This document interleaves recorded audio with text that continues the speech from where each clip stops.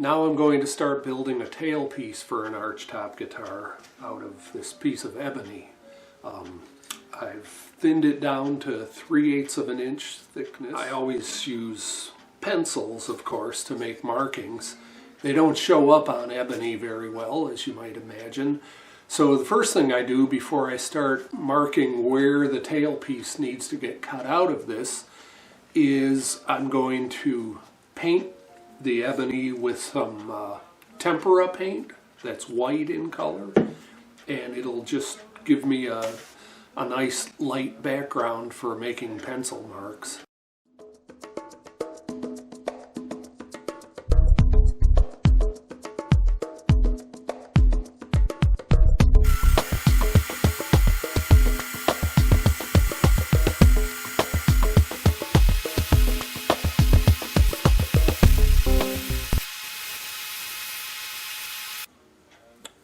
Okay, now I'm going to drill the holes for the strings,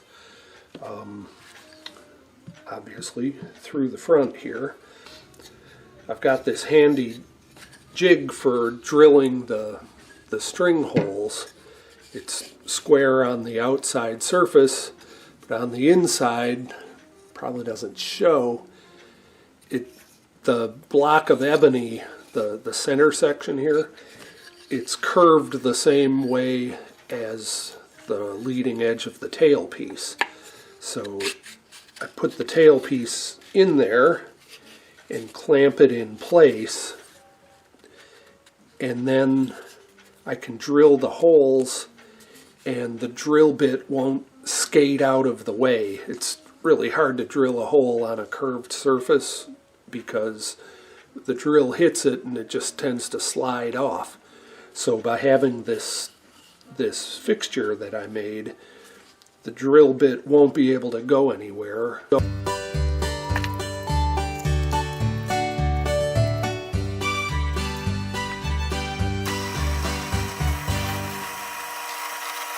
next I'm going to cut the string ramp into the tailpiece. The strings will come through this way. And so what I need to do is carve away some of this ebony and make an angled ramp. So I've got this real fancy fixture that I made out of some 1/2-inch plywood with the shape that I want to carve out, and some wedges of wood glued to it. They are cut to 12 degrees.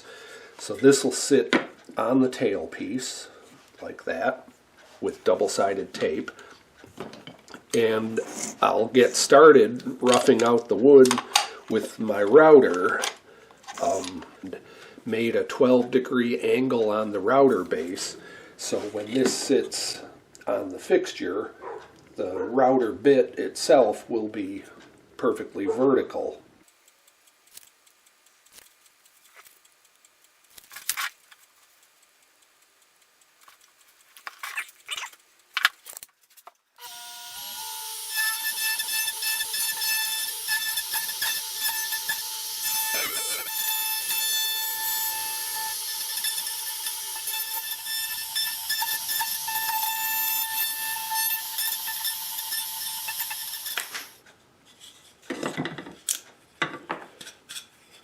So here's the ramp roughed out.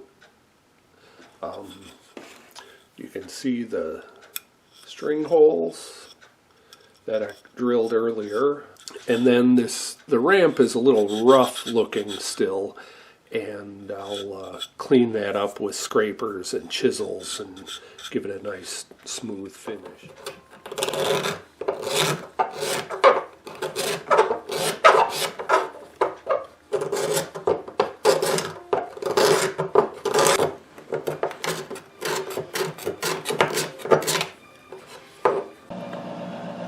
Okay, that cleaned up pretty nicely, so now I just have to do a little bit of light sanding and the ramp will be all set.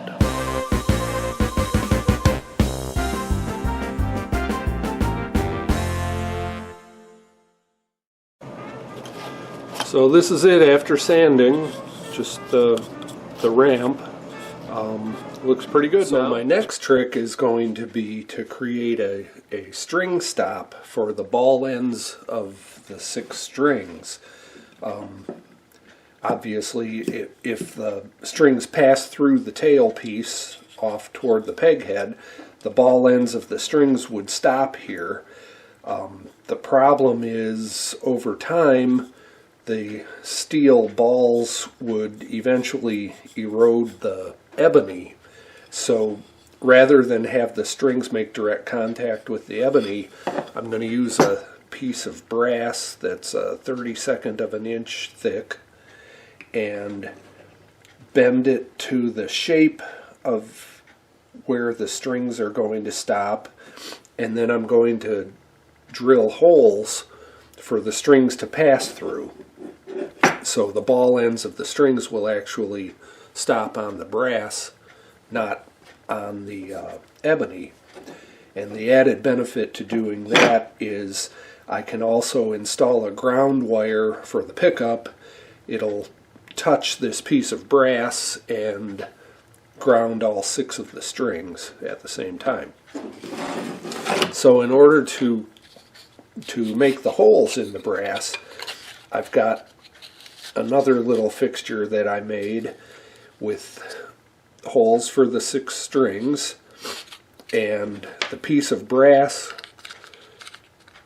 goes in here like this, and then this other piece of ebony squishes the brass in place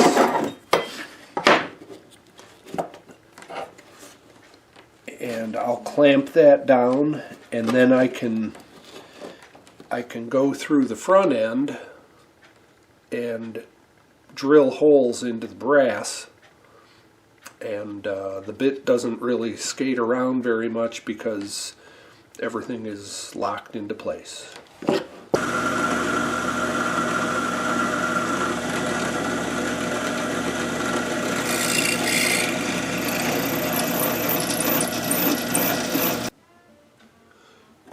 Here's the strip. So now I will just curve it by hand to roughly the arc of the tailpiece. It only has to be close right now. As soon as the strings are installed, the brass will be pushed up right against the ebony stop. So as long as I'm in the ballpark, I'm okay. And then I'm just going to trim this to length because it's longer than the space that I have available. And here's the string stop, and I always use these sticks to make sure that the holes are all lined up properly. If they aren't, I can always do a little bit of filing with a tiny rat tail file, but these went in just fine, so I didn't have to.